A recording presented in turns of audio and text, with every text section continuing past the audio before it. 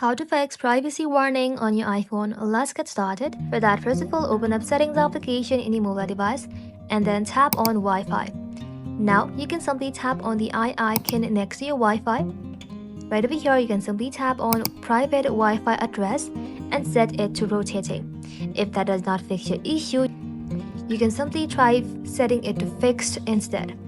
After that, if you're still having trouble, you can simply tap on Forget this network and then you can simply confirm it. Now next, reconnect your Wi-Fi and check if the warning is gone. If it's still there, open up your settings, then tap on General, then tap on Software Update, and make sure your iPhone is running on the latest version of iOS, as update often fixes privacy and security issues.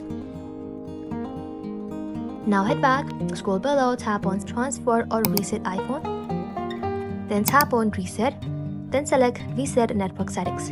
Enter your passcode if prompted, and once done, you can simply go back to your Wi-Fi and reconnect your network. That's it. Thank you all for watching. If this video was helpful, consider subscribing to our channel and liking this video.